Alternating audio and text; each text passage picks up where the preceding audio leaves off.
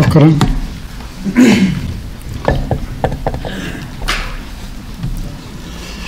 Permettez-moi tout d'abord de remercier les coordonnateurs de cet ouvrage de m'avoir invité à cette lecture et de féliciter Saad El-Hayy Moudden pour cet hommage bien mérité. Contrairement à mes collègues, je n'ai choisi que 2 contributions de cet ouvrage à cause du lien étroit qu'il y a entre ces 2 contributions.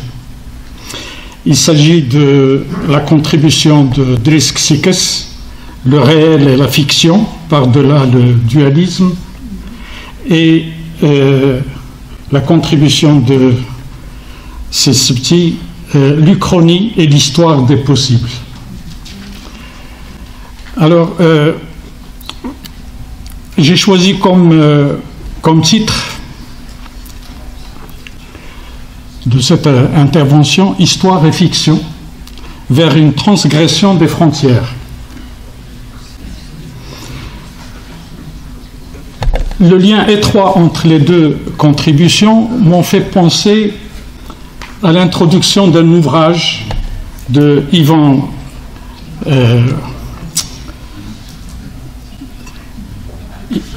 Jablanka dans son livre « L'histoire est une littérature contemporaine ». Qu'est-ce qu'il dit dans cette introduction, qu'on trouve d'ailleurs également en 4e de couverture? Il considère qu'il faut concilier sciences sociales et création littéraire pour tenter d'écrire de manière plus libre, plus originale, plus juste, plus réflexive, non pour relâcher la scientificité de la recherche, mais au contraire pour la renforcer. L'histoire est d'autant plus scientifique qu'elle est littéraire. Réciproquement, la littérature est compatible avec la démarche des sciences sociales. Les écrits du réel, enquêtes, reportages, journal, récits de vie, témoignages, concourent à l'intelligibilité du monde. Ils forment une littérature qui, au moyen d'un raisonnement, vise à comprendre le passé ou le présent. Des sciences sociales qui émeuvent et captivent, point d'interrogation, une littérature qui produit de la connaissance, point d'interrogation, il y a là des perspectives nouvelles pour le siècle qui s'ouvre. Alors, pour traiter cette tendance à transgresser la frontière entre histoire et fiction, j'ai choisi, comme je vous ai dit, de présenter ces 2 contributions. Alors pour la première, celle de Driss Sikes, le réel et la fiction par-delà les dualismes. Le rapport réel-fiction est traité par l'auteur à travers 3 variations. L'incident et le nécessaire, le documenté et l'imaginé, l'invisible et le montrer. Mais avant de développer ces 3 questions, l'auteur s'interroge sur certains néopositivistes qui, dit-il, continuent d'opposer le réel, réduit à ce qui est référencé, consigné dans des documents ou observé de visu, à la fiction ramenée à ce qui est fallacieux, mensonger et au mieux mimétique de ce qui est perçu par les sens. Il s'interroge également sur certains analystes de faits sociaux qui insistent sur la prééminence d'une réalité supposément objectivée sur la subjectivité d'un récit et ont du mal à comprendre que le récit est traversé par les imaginaires et symboles qui en déterminent la perception. Pour Driss Sikes, le réel est aujourd'hui élargi et étendu par le virtuel et la fiction est un construit hybride. C'est pourquoi il préconise de dépasser les dualismes souvent factices entre réel et fiction. Alors pour ce qui est de la première variation, l'incident et le nécessaire, Milan Kundera et Paul Auster sont invoqués en tant que romanciers qui s'inspirent des faits réels pour les adopter non pour leur véracité, mais pour leur extravagance. Pour les deux, la fiction n'a pour finalité que le bonheur jouissif d'un élargissement du réel par une sensibilité partagée. Pour Auster, il s'agit d'écrire des livres qui ne se confondent pas avec le monde réel, mais en disent des choses précieuses, introuvables dans les reportages de journaux. Tout comme Kundera, qui considère que le texte romanesque n'examine pas la réalité de l'existence, celle-ci n'est pas ce qui s'est passé, mais le champ des possibilités humaines, tout ce que l'homme peut devenir, tout ce dont il est capable. S'interrogeant sur la finalité de la fiction chez Auster et Kundera, Drieschikes souligne que l'œuvre romanesque est en même temps incidente et nécessaire. Incidente car ne prétend pas structurellement à conséquence, mais nécessaire car dessillant les regards, aidant à reclasser les catégories existentielles. Pour ce qui est de la deuxième variation, le documenté et l'imaginé, l'auteur relève que depuis une trentaine d'années, le réel, sous sa forme brute, ressurgit sous différentes formes. Ces résurgences sont liées à des tournants politiques marqués par des faits douloureux, qui, aux yeux des auteurs, méritent d'être revisités pour ne pas tomber dans l'oubli. Elles sont liées aussi à un besoin de plus en plus pressant de s'arrimer à des faits réels, concrets, documentés, et rompre ainsi avec une forme d'esthétisme petit bourgeois. C'est qu'écrire de la prose sur les cauchemars du XXe siècle est un sacrilège, estime Svetlana Alexievitch, prix Nobel 2015 et auteur de la supplication Tchernobyl, chronique du monde après l'apocalypse, avant d'ajouter qu'il faut montrer la vérité telle qu'elle est. On a besoin d'une littérature qui soit au-delà de la littérature. Il s'agit d'une esthétique hybride où s'entrelacent le documentaire et l'affectif, un mélange de journalisme narratif et de récits subjectifs. Cette pratique fictionnelle hybride, mêlant le documenté et l'imaginé, constitue une nouvelle forme de littérature qui a tendance à suivre deux points. L'une rattachée à un regain d'intérêt historiographique et mémoriel, et là, Drieschikes cite l'exemple de l'historiographe du royaume, de Maël Renoir. L'autre s'apparente plutôt à une approche ethnographique. Ces deux formes de littérature ont en commun d'illustrer un renouvellement de la fiction qui veut dire autrement le réel sans jamais chercher à suppléer les historiens ou les journalistes. Troisième variation, l'invisible et le montré. Dans cette troisième variation, Drieschikes, qui par la plume de Kundera avait déjà dans la première variation élargi le réel romanesque au champ des possibilités humaines, s'interroge à nouveau sur le réel et invoque l'anthropologie, la psychanalyse et la philosophie empirique pour dire que le réel ne renvoie pas uniquement à une réalité matérielle extérieure que l'on dépeindrait à coups de pinceau, c'est au fond ce qui demeure indépassable, intraduisible en discours, incarnant l'impossibilité de son déploiement.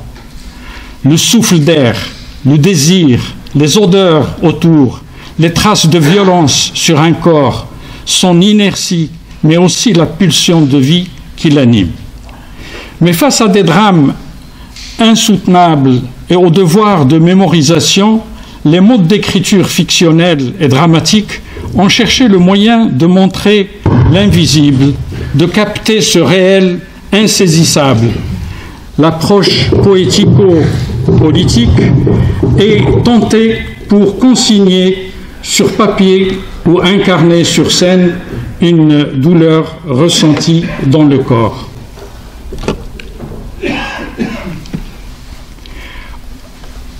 Pour la conclusion de sa contribution, Drisksikes envisage d'autres pistes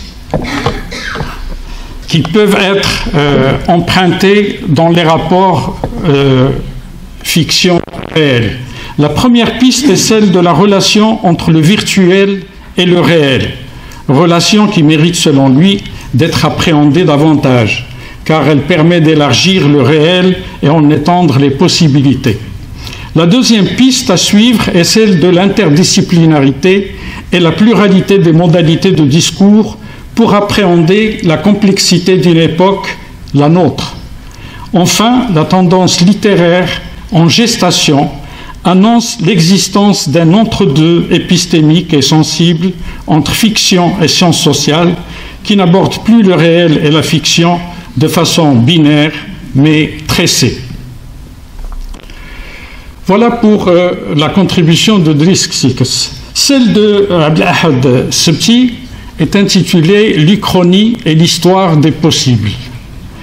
Dans cet article, Abdelahad Sebti poursuit son effort de concilier histoire et littérature, entamé dans de précédents écrits comme Min Shay il-Atay, L'Aada wa Tarikh, ou bien un article publié dans Tihad al-Shiraki al-Mu'arrikh wal-Adab, et puis récemment Min Am al-Fil ila Am al-Malikan. Donc, tout cela en approfondissant ces analyses sur le temps historique. Si ce deuxième objectif est énoncé dès le premier axe de cet article, le premier objectif se déduit de la lecture des axes suivants. Alors, le premier axe est consacré au temps de l'histoire. Sebti place son discours sur l'Uchronie et l'histoire des possibles dans le cadre des révisions que connaît l'écriture de l'histoire depuis quelques décennies, notamment en matière de traitement du temps. Il évoque brièvement la chronologie en tant que technique de datation et principe de rangement des événements. Il évoque aussi brièvement la question de la périodisation, cette démarche historienne qui permet de dater le changement et de démontrer la pertinence des articulations des tournants. Après cela, il rappelle comment la conception d'un temps unique et linéaire a été remise en question par Fernand Braudel, qui a distingué trois temps, celui de l'événement, de la conjoncture et de la structure. En ce qui concerne les révisions en rapport avec la périodisation, Abdelahad Sebti les a évoquées du point de vue de l'historien marocain, critique vis-à-vis de la périodisation ternaire, notamment à cause de la modification de sens pour la période du Moyen-Âge, mais également du point de vue de l'historien occidental, en prenant pour exemple Jacques Le Goff pour le Moyen-Âge et Patrick Boucheron pour le tournant du XVe siècle. Par la suite, Abdelahad Sebti aborde l'Uchronie et les digressions contrefactuelles. Donc c'est là qu'il aborde comment certains historiens vont chercher à briser des tabous, comme le tabou de l'anachronisme et surtout celui de l'Uchronie, avec ses multiples appellations. Que serait-il arrivé si histoire des possibles, histoire contrefactuelle, histoire des futurs non advenus, qui nous permet d'établir donc une relation entre histoire et fiction. Pour l'anachronisme, Abdelahad Sebti s'appuie essentiellement sur l'article de Nicole Laureau intitulé « Éloge de l'anachronisme en histoire ». Pour l'Uchronie, la référence principale est l'ouvrage de Quentin de Liormoz et Pierre Singara-Vellou, intitulé « Pour une histoire des possibles ». Abdelahad Sebti cite brièvement quelques exemples de digressions contrefactuelles. Thucydide, Tite-Live, Blaise Pascal, Édouard Gibbon, Chateaubriand, Karl Marx, avancés par les deux auteurs de l'ouvrage pour démontrer l'ancienneté de ce mode de raisonnement et dévoiler quelques-uns de ses usages possibles pour comparer, critiquer, louer ou relativiser l'importance d'un événement ou d'un personnage historique. La plupart de ces exemples traduisent une vision du monde fondée sur l'action de grands hommes qui constituent, entre guillemets, le moteur de l'histoire.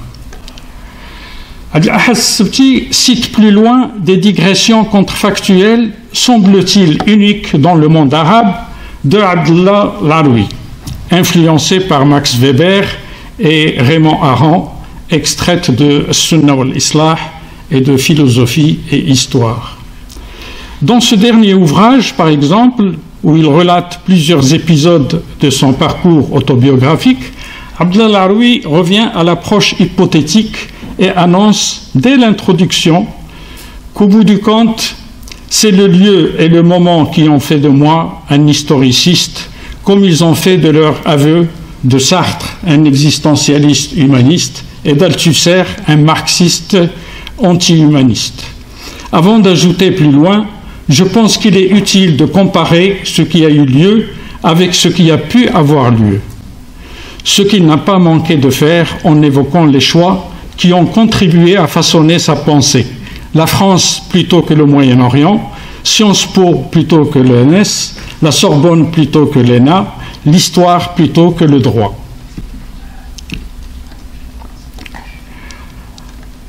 Avec l'essor, après ces digressions, Abdel-Ahad Sebti aborde la naissance d'un genre nouveau qui est l'Uchronie, et aborder ainsi la relation entre histoire et fiction. Avec l'essor donc de la forme romanesque et l'intérêt croissant pour l'histoire, les scénarios contrefactuels se multiplient dès le début du XIXe siècle. Deux exemples sont retenus. Le premier exemple est celui de Louis Geoffroy, pseudonyme du fils d'un officier mort à Austerlitz, qui a publié en 1836 un ouvrage intitulé « Napoléon et la conquête du monde » 1812-1832, histoire de la monarchie universelle. Sous l'apparence d'un panégyrique affleure une œuvre satirique qui dépeint un monde désolé par la tyrannie napoléonienne et par l'uniformité de la monarchie universelle. Le deuxième exemple est l'ouvrage de Charles Renouvier, un des grands philosophes de son époque et le premier à utiliser le terme d'Uchronie dans son ouvrage Uchronie, publié anonymement en 1857 et réédité en 1876 sous le titre Uchronie, l'utopie dans l'histoire, esquisse historique apocryphe du développement de la civilisation européenne tel qu'il n'a pas été, tel qu'il aurait pu être, où il adopte la démarche contrefactuelle qui lui permet en temps qu'anticlérical d'écrire une ode à la philosophie, à la liberté face au christianisme, au déterminisme ou au rôle de la providence. Par la suite, c'est le tournant des sciences sociales et l'adoption contrefactuelle par les historiens professionnels qui est abordé par Abdel-Ahad Sebti.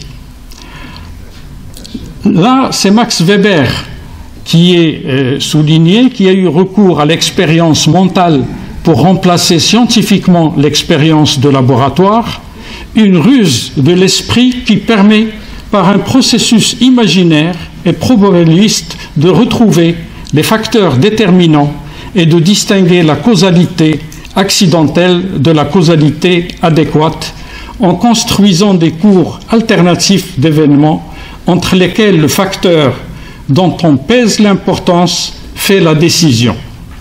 Cette théorie contrefactuelle de l'imputation causale a inspiré des chercheurs comme Robert Vogel, fondateur de la cliométrie, qui, pour tenter de mesurer l'impact du chemin de fer sur la croissance de l'économie américaine, a imaginé une autre évolution de cette économie sans chemin de fer pour trouver les causes réelles de la croissance économique. L'adoption de l'approche contrefactuelle n'est pas sans rapport avec la critique de l'effet téléologique qu'entraîne la distance temporelle censée accroître l'intelligibilité des faits en luttant contre l'optique des sources. C'est dans ce sens qu'Abdel-Ahad Sebti reprend la citation de Paul Ricoeur je cite Paul Ricoeur, « Il faut tenir compte de ceci. Les hommes du passé avaient un futur qu'on peut appeler le futur du passé, qui fait partie de notre passé à nous. Or, une grande partie du futur du passé n'a pas été réalisée. Les gens d'autrefois ont eu des rêves, des désirs, des utopies qui constituent une réserve de sens non réalisée. Le passé, en effet, n'est pas seulement le révolu, ce qui a eu lieu et ne peut plus être changé, définition très pauvre du passé, il demeure vivant dans la mémoire grâce, je dirais, aux flèches du futur qui n'ont pas été tirées ou dont la trajectoire a été interrompue. » Fin de citation de Paul Ricoeur. La conclusion d'Abd al-Ahad Sebti de sa contribution, en dressant un bilan historiographique de cette démarche et en évoquant les questions qu'elle pose, aussi fondamentales pour l'historien que le plaisir de lecture, les rapports histoire-fiction, l'expérimentation en sciences humaines, la question de l'imputation causale de la vérité et du déterminisme en histoire, avec ça, Abd al-Ahad Sebti considère que les auteurs de l'ouvrage Pour une histoire des possibles, que l'approche contrefactuelle et l'analyse des possibles n'ont pas pour vocation de constituer un énième tournant historiographique à l'instar de l'histoire sociale, de l'histoire mondiale ou de l'histoire du temps présent. Elles contribuent plutôt à enrichir la boîte à outils des sciences sociales, c'est-à-dire son appareil critique et interprétatif. En conclusion générale, la mienne, dans le développement de cette présentation, j'ai opté pour le résumé de texte plutôt que l'approche critique et analytique. Mon intervention a seulement consisté à réunir ces deux textes autour d'une problématique, celle qui interroge une tendance à la transgression des frontières entre histoire et fiction, faisant ainsi un clin d'œil à l'auteur des Sentiers de l'indiscipline. Avec le texte de Driss Xiques, à travers la question du réel, c'est un pont qui est esquissé entre fiction et sciences sociales. Annie Ernaux, dernier prix Nobel de littérature, curieusement non cité dans ce texte, situe son écriture quelque part entre la littérature, la sociologie et l'histoire. Avec le texte d'Abd al-Ahad Sebti, c'est non pas la poétique du savoir historien qui est examinée, mais plutôt un appel à lever, de façon contrôlée, un tabou, l'Uchronie. Par le recours à l'imagination, l'histoire établit ainsi pour sa part un pont avec la fiction. Si Driss Xiques s'appuie sur des œuvres à la fois occidentales et marocaines, notamment en matière de littérature carcérale, pour étayer son propos, Abd al-Ahad Sebti n'a pu citer que Abdallah al-Arwi comme unique historien arabe recourant à l'Uchronie. Cette question pose problème. Elle reste à vérifier, d'autant plus que Constantin Zorey, auteur de Nous et l'histoire et Nous et l'avenir, a consacré dans ce dernier livre un chapitre où il a développé 3 modèles d'intérêt pour l'avenir. Le modèle primitif, le modèle idéologique, philosophique et religieux, et le modèle fictionnel. Cette semence n'a-t-elle produit ses fruits qu'auprès d'Abdallah al-Arwi? Point d'interrogation et point final. Merci.